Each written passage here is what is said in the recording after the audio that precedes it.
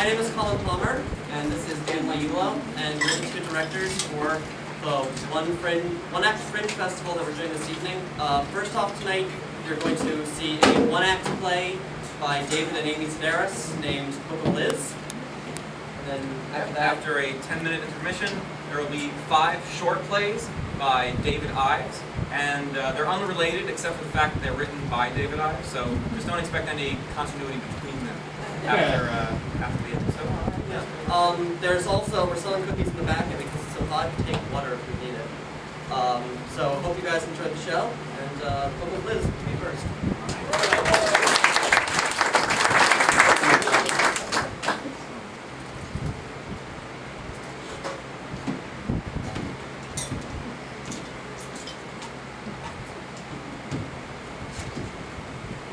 Good morning, Savior.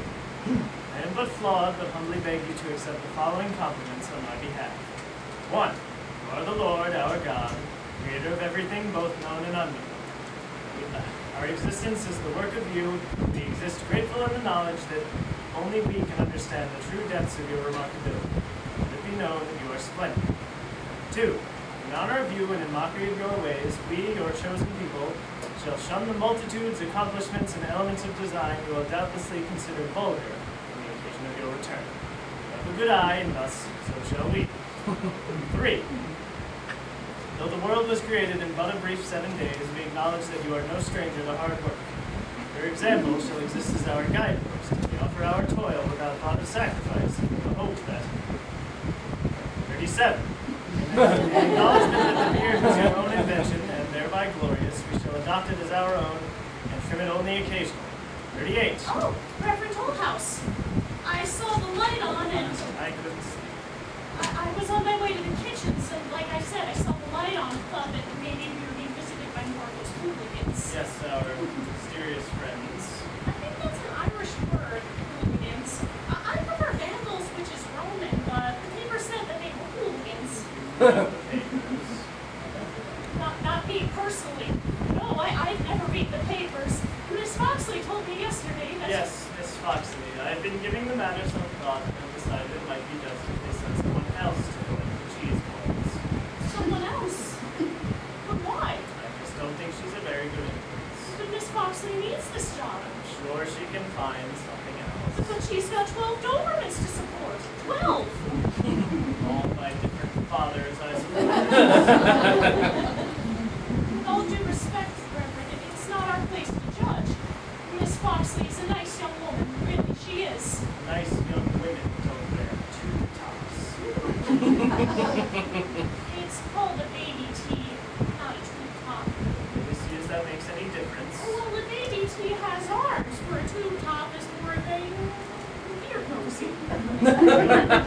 It's a wraparound sheet people use to protect tankards of canned ale. I think you've made bad influence, and we'd be better off without beer cozy indeed. She never smokes or torments the milk cows, and not once have I seen her dent a single order. That last one, the Catholic, he won them until they were practically flat. But he had no respect for cheese balls. But Miss Foxley... I don't want her around our kitchen.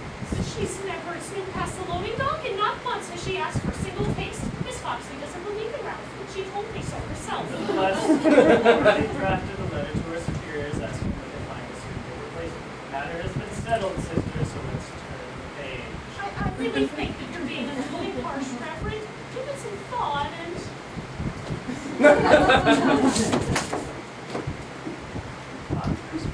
Brother Brightbee, is it?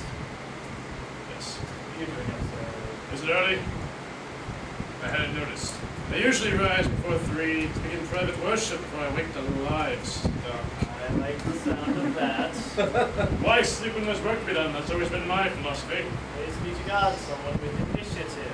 I don't think I've slept more than 3 straight hours before in my entire life. Even when I was in that coma. No, sir. I don't need an hourglass to get me out of bed. Your reputation has preceded you, and I can see that it is well deserved. If only there were more like you. I never slept much myself. I never have. I'm told when I was young, my parents had to hit me over the head with a pickling oar just to get me to take a nap. I've still got the lumps right here. Indeed. Forgive me, Brother Brightbee, and allow me to introduce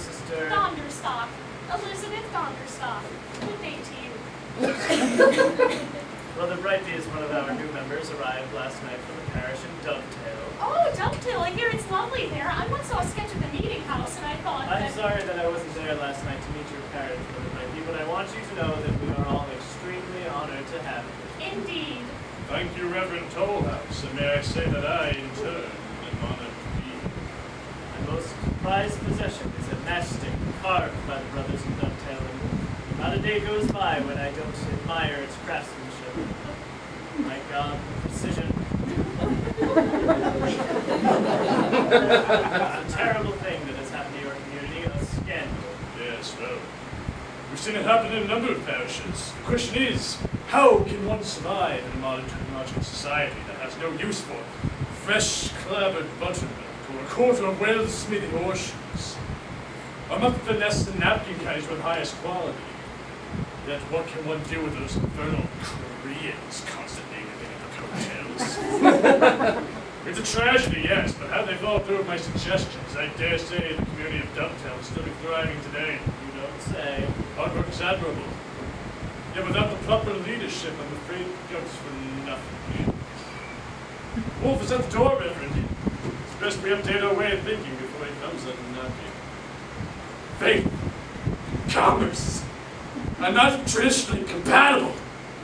It's still like marriage. It's indeed a troubling issue. If it weren't for our cheese balls, I don't know what we would do. Ah, yes, the famous cluster beef and cheese balls. You've done quite well with those, haven't you? Why, thank you. It's not in my nature to boast, but yes. Cheese balls have allowed us to maintain a degree of privacy we like to think of as comfortable. I had one once, years ago, and I'm still taken back by the memory of simplicity and perfection. It was.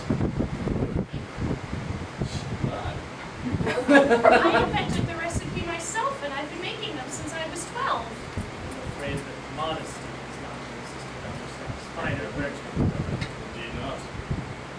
One lends a hand here in Cluster Haven, and none is more important than any other. All I meant was that... Well, I like to put these hands to work as soon as possible, Reverend. You rest, Brother Brightbee. I'm sure you had a long journey from Dovetail. Perhaps later on this morning I could show you around. I'd like it very much, Reverend. I'd also like to enlist your counsel on an idea I had for the upcoming chastity parade. By all means.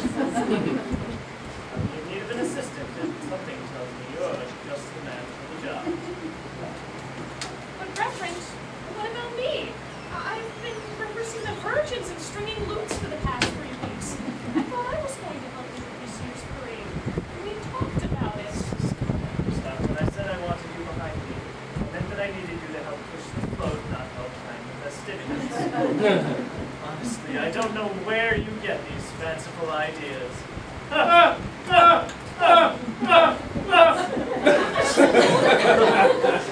you said yourself. Looking for something to do, you polish the scallion rails on Brother Brightbee's carriage.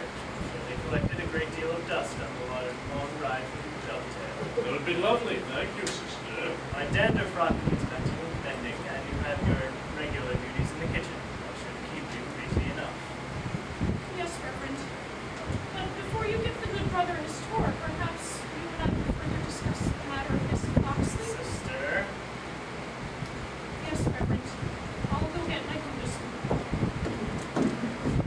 So, tell me, have you heard any news from the families of Zachary Branch or Josephus Tenderhook? The last I heard, they